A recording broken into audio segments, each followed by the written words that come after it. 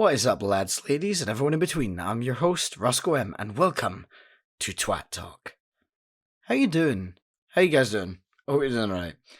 So, I'm gonna... God, I'm never prepared when I come onto one of these podcasts. Can you tell? So, I wanted to do one of these because I've not done it in ages. I feel like I say that every single time. I think this is just a thing that it's going to be like ages between podcasts because my life is not that interesting, really. So I only do these when I have stuff to talk about, after a significant amount of time's passed. But yeah, I got some really cool questions through on Discord because I asked about doing a Q&A. But I don't actually have enough questions to do the Q&A, so I'm just going to answer them. Well, I'm just going to answer some of the questions here. One of them I really like was from Sheeb. Sheeb is a fantastic friend of mine, and a really cool swag streamer who recently hit affiliate, so congratulations, Sheeb. You're probably not listening, but congrats. But yeah, because last time I answered a question that came from Onyx, basically saying, is there any games you're looking forward to being released? And I did speak about some things and some films that I was waiting to see. But this question comes from Sheeb, and it's what's been the most significant change with your channel / online presence since the last Q&A? So I did that Q&A. Let me quickly find out when I did that Q&A.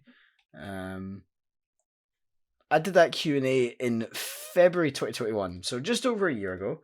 I did that Q&A, and I'd say the biggest change in my online presence, or in the channel, is my style of content, probably.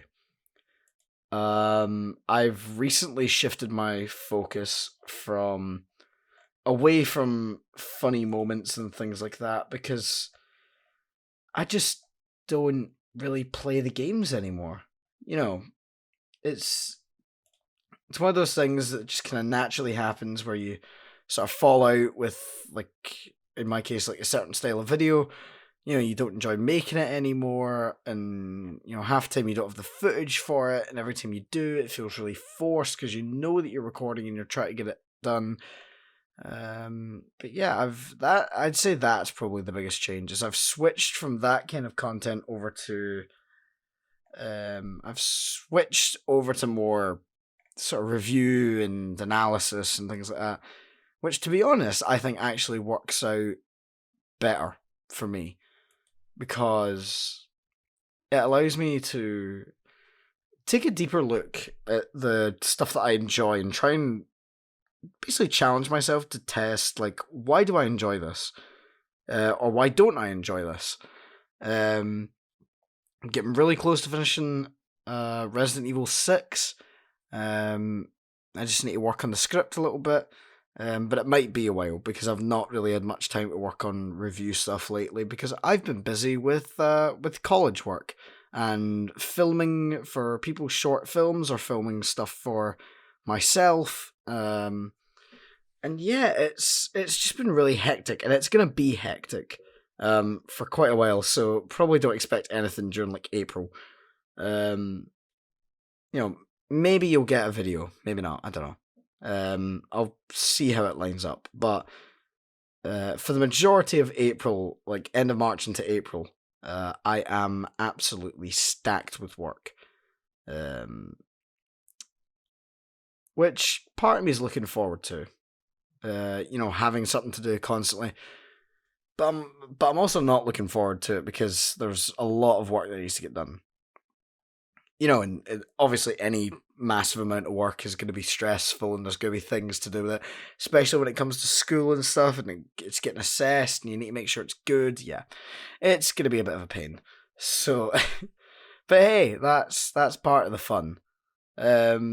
So basically, that's probably the most significant change in my channel. And if we talk about online presence, basically the fact that I'm slightly more active on Twitch, and the YouTube has been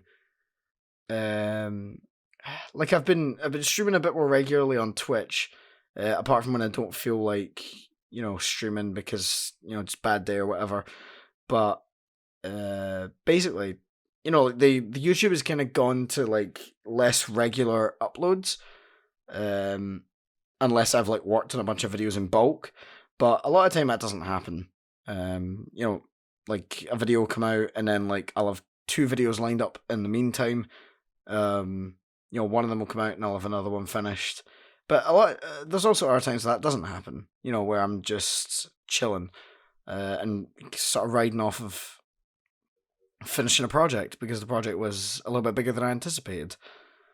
But yeah, that's so the online presence thing is like I'm more active on Twitch, but I'm less active on YouTube, if that makes sense. And it's not because I'm not putting in work or anything like that. I do put in as much work as I can, just try to keep a healthy life balance, as all of us are. Try to keep balance between school and working for people, and try to do YouTube and Twitch stuff on the side is difficult, but I'm getting there. I'm figuring it out. But yeah, that's probably the biggest change since the last Q&A. But I'm really happy it happened. I'm really happy about it because the content I'm making now, I can take more time on it and stuff like that, and I can properly think about the type of games that I enjoy, and in certain games that I want to cover, like covering like Resident Evil and things like that, and it's really, really cool. I love it. I love doing the reviews. I love doing the Halo video. It was brilliant. But yeah, that's the answer to that. And I also have one from a user called Crunchy Salad, who made my amazing on YouTube and Twitch, made my profile pictures. Thank you very much, Salad. You are massively appreciated for the work that you did. It's incredible. I love it so much. Thank you. But it's the question is, what games have been your favourites and what ones would you recommend? Now, I kind of answered this last year in the Q&A, but my tastes have actually changed slightly. What have been your favourite games? Now I could probably include Halo 1 in there. That's a fantastic game. Resident Evil 1 is always going to be my baby. That's going to remain up there. Plus I've got a new appreciation for the original as well. Like, that's definitely up there. What ones would I like, what's my favorite games? I wouldn't say Black Ops 4 is one of my favorite games, but I would recommend it because the zombies in it is very fun. Same with Black Ops 3. Black Ops 3 and 4 zombies is incredible. The rest of the game is alright, I guess. That's gonna spark a few comments. But yeah, other recommendations, I'd probably recommend Arkham Knight, Batman Arkham Knight. I did a whole podcast about that game after I finished it. That's an amazing game. I love that with a passion. Spider-Man PS4 and Spider-Man Miles Morales on the PS4 as well. Those are amazing games. Resident Evil 7, that's up there. That's changed since last year. God, I'm trying to think of more. I'm trying to think of like each kind of thing that I can play. Console. So I'm trying to think on like what Switch games would I recommend. Mario 3D All Stars is pretty good. I haven't played Galaxy though, so I don't know how that turned out. I don't want to say Animal Crossing because that's kind of, and also I'm not massively in love with that. Smash Bros is pretty good for a fighting game. It's the only one that I've actually kind of enjoyed for more than 2 minutes. I'm trying to think. I'm thinking like PS4, Final Fantasy VII Remake is really good. That's on PC now as well. So yeah, that's on Epic Games now. Yeah, I think that's all I can think of. I think that's everything. But yeah, really, really, a lot of really good games in there. I could definitely put Halo Combat Evolved as one of my favorites. Now after doing that video, that was such a fun game. As I said, what a breath of fresh air. That was. I've started up Halo 2 as well.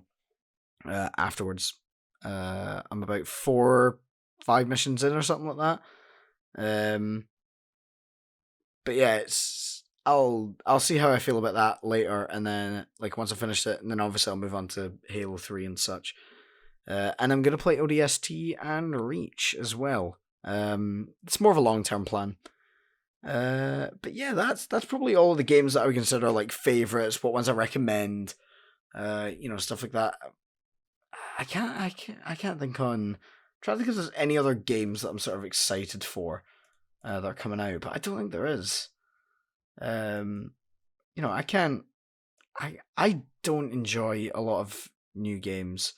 I'm sick to fucking death of hearing about Elden Ring now. Like, why do people treat FromSoft games as if they're like the second fucking coming of Christ? Like, all I have heard from all across the internet is fucking Elden Ring, and it's really starting to piss me off. Like, but then on the other hand, it's like, am I feeling that way because I'm not interested in the game? Or am I feeling that way just because it's like, the newest big thing and people won't shut the fuck up about it? I think it's a little bit of both. It's the fact that I don't care for Elden Ring. Not a massive fan of the FromSoft games. Just the way that they play and things like that, it just doesn't suit me and the way that I enjoy games, But yeah, it's so. But the thing is, my personal interests had that spotlight with RE8 when nobody would shut the fuck up about it. So I kind of need to give the FromSoft guys the FromSoft fans, I need to give them their moment. But I am just sick to fucking death of listening to people not shutting up about Elden Ring like all the time. It's like, can we talk about literally any other fucking game, man? Like, I get it, it's the newest game, the newest like big game that everyone's like fallen in love with or whatever, but fuck me. Even during RE8's like, kind of big moment of release, like people still talked about other games because other games still fucking mattered. And like oh man, I'm just sick to death of listening to people talk about Elden Ring. And I'm not helping by bringing it up here, but vent it. But I need to vent this somewhere. Because it seems that everyone I talk to is a fan of the fucking game, and nobody understands, like, I'm constantly getting fucking pestered, being like, oh, you should play Elden Ring. And I'm like, I don't give a flying fuck about it. Like, yeah. You know what I mean? Like, well. I don't know. On to something a bit happier. Onto something that's not me getting really fucking pissed about people not shutting up about certain games. We're going to move on to a movie that nobody will shut the fuck up about, that I actually quite enjoyed. From this point on, I will say a spoiler warning for anyone, but I'm going to talk about SpiderMan No Way Home. So if you don't want spoilers, click off now, please. Because I don't want people coming at me being like, oh, you spoiled the movie. It's like, yeah, fucking, I told you right there, spoiler alert, bitch. Like, the fuck did you expect? But yeah, I really enjoyed No Way Home. I think most people did. Most people, from what I've heard, really enjoyed No Way Home. The one thing I will say is that I've heard the claim, like a lot of people say, oh, it's better than Endgame. I don't think it was better than Endgame. Because it feels... Spider-Man No Way Home initially feels like just another Marvel film. And I think that's the problem. Is that a lot of the Marvel films now, like Marvel is not like... Marvel is not something that is is filmed, it's a brand.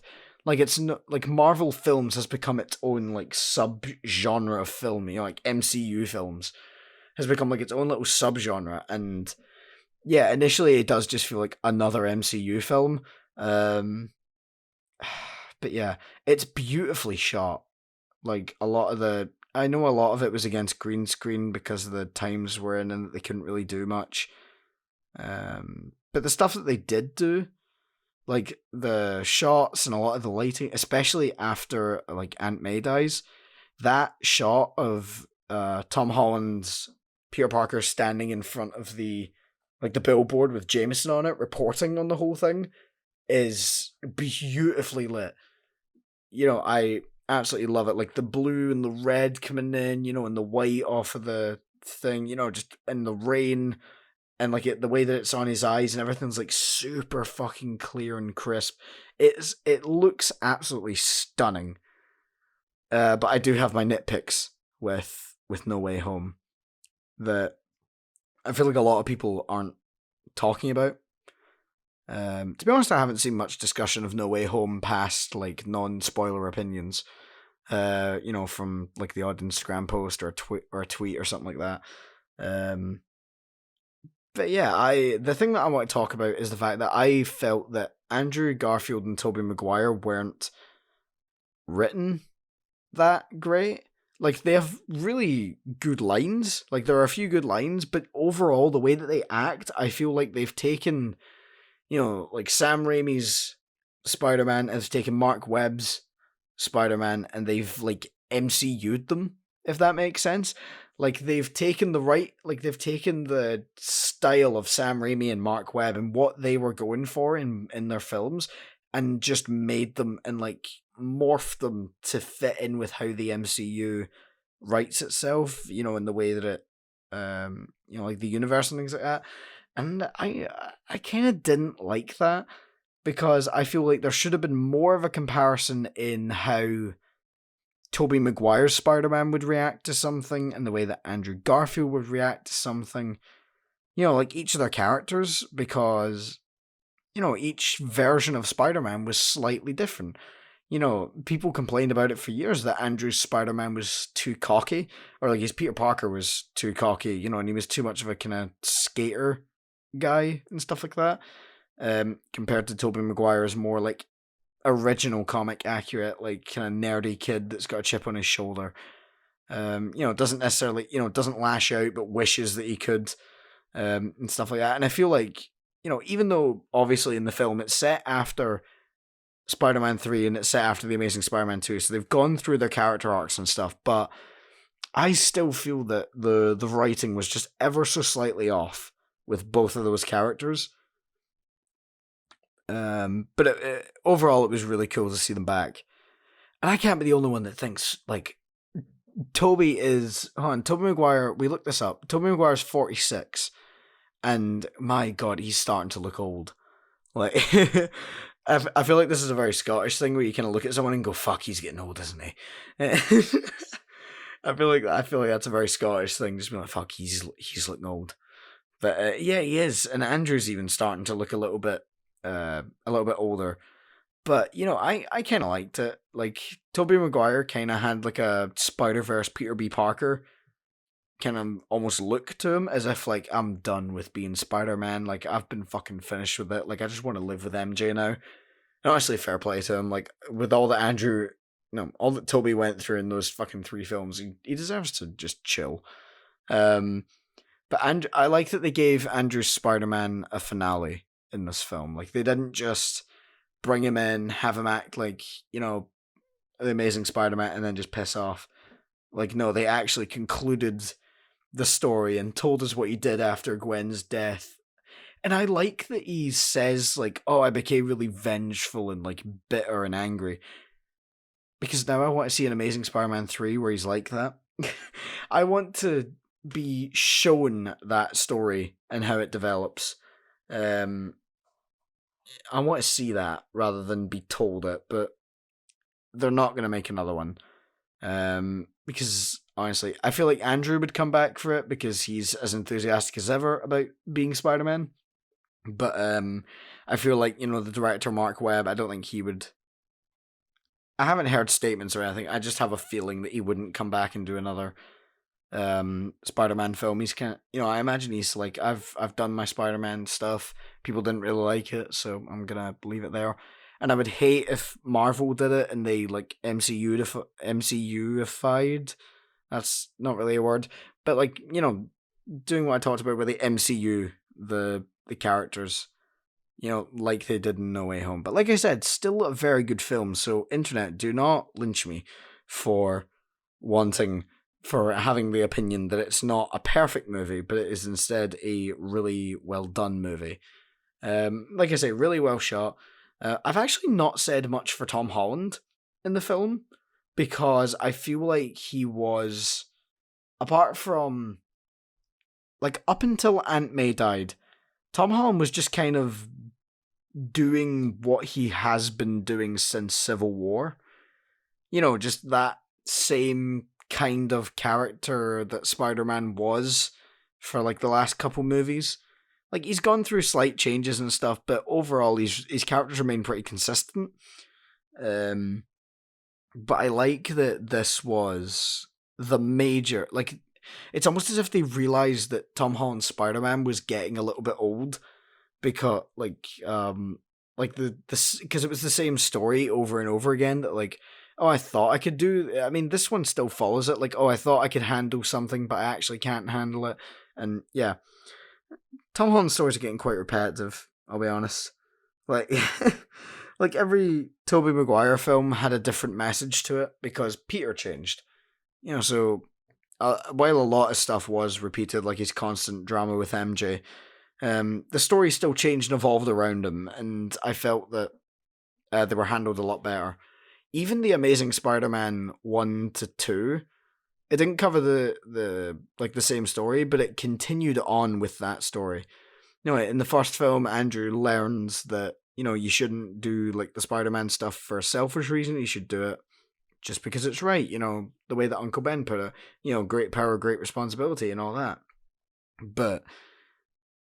And then, like, the Amazing Spider-Man 2, they carried it on with him not keeping his promise to Captain Stacy and suffering the consequences. Like, to put it, I can't remember who said it, but someone else said, like, the whole point of that film is Andrew's Spider-Man is trying to live two lives, and he wants to have his cake and eat it, and he feels the consequences of it when the impact of one of his lives comes into the other. Oh, God. Sorry, I feel like every time I do one of these podcasts, I'm like fucking yawning a ton. I'm not bored, I swear. I'm not sick of doing the podcast. I love this podcast. But yeah, that's genuinely how I felt about No Way Home. Really well done film. But I don't believe it was a bit too hyped. But it was really good to see Toby and Andrew back again. And like something I noticed just a little bit in the film that I seen and I really enjoyed was when the three of them like go to, like, they take their little battle, like they take their battle poses, like before the fight starts, like each, like Toby's perched up on something like he did a lot in Spider-Man 1 through 3, where he would like perch against something, so he's like holding on to it and he's at that kind of sideways angle. Andrew took like a kind of almost like a boxer from what I remember, like slightly crouched down, not necessarily hands up, but like up at his face, like with his fist, but like his hands like kind of around him. And then Tom Holland went into his low crouch that he's been doing, and it was so cool to see like each Spider-Man like perfectly represented in a frame. Just like, this is what each, like, you could tell what each Spider-Man was like just from like those poses. Like, oh, it was such a good film, but not perfect, but really goddamn good. And since since I spoke about it in the last episode, I still haven't seen the Batman. I spoke about the trailer, I think, in the last one, if I remember correctly, but I still haven't seen it, and I really want to see it because a lot of people have been saying it's so good. A little bit long. People have been saying like 3-hour Batman movie, but apparently it's really good. I really want to go see it. I'll probably have seen it by the time I do the next episode, and to that I will say I'll give my thoughts then about what I thought on the Batman. I was originally hesitant about Robert Pattinson until I seen the trailer, because when I heard Robert Pattinson is going to play Batman like years ago, I was like, fuck off. That guy from Twilight, like the fucking vampire, really? Like that bitch, that pasty bitch is gonna be Batman. And then I watched the trailer and seen him like in character, and I was like, oh shit, he might actually be onto something here. Like the kind of, I guess the way that I'll put it the way that my friends described it when they told me when they were talking about it, the emo Bruce Wayne. And apparently I've heard so much from people, but it's set quite early in his career. Sorry, I'm fucking around with a bottle here. I'm like ripping. Does anyone else do that? Small tangent. Does anyone else like rip the label off of a water bottle, like the little plastic label with like that it sticks together? Do you guys also rip that off and then like fold it and then just have your bottle separate? I don't know. Maybe I'm just a fucking weirdo. Anyway, tangent over. Yeah, I really enjoy. Or sorry, apparently it's set really early in Bruce Wayne's career, which Robert Pattinson definitely fits that description of like a younger Bruce Wayne rather than Batfleck, who was an older one. Also, other side note to do with Batman, I would love to see Ben Affleck come back as Batman in like a straight adaptation of The Dark Knight Returns. Who else thinks that would be like a good idea? Because Ben Affleck's Batman would have fit that perfectly. And apparently there's rumors that that's what they were going to do, and then they didn't, which, what the fuck? The only thing I would say is that I wouldn't have been fond of Ben Affleck's Batman starring alongside, what's his face? Jared Leto's Joker. That's his name. Jared Leto was a shit Joker. Fact. Like, just, that's it. Nothing else to say about that. But I would have loved to. I want to see Ben Affleck return. He probably won't. I don't think he wants to. Given that they were going to do a solo Batman film and he dropped out of directing and then starring in it, so I don't think Ben Affleck's coming back, and I don't think anyone wants to tackle his Batman again because it was so poorly received, just because of the fucking film it was in. But I would enjoy seeing that like return. But yeah. I'm sorry, my voice is going. Oh my lord, I can't do it tonight. Anyway, I'm gonna call it here because I'm quite tired and I have nothing else to say, and I'm gonna stop before I get all rambly and shit. But yeah, if you enjoyed and you're listening on Spotify, please follow the podcast, and I don't know if you can like rate it or anything like that. But either way, like, do what you want to do. Follow the podcast, share it with your friends. It would mean a lot if you would share it around and get it to more people, because I love doing these, and yeah, it'd be really cool to have like a lot more people hear whatever the random bullshit is that people tune in for. I don't fucking know. But yeah, I hope you.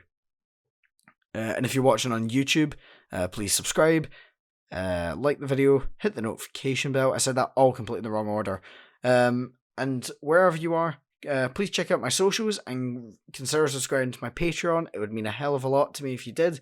It's not mandatory, but it would be very highly appreciated. And you get a shout out in videos. You get your name mentioned, and probably at the end of the podcast too, because those count as videos. You will have your name mentioned. I've been Roscoe M, and I'll see you all next time. Good.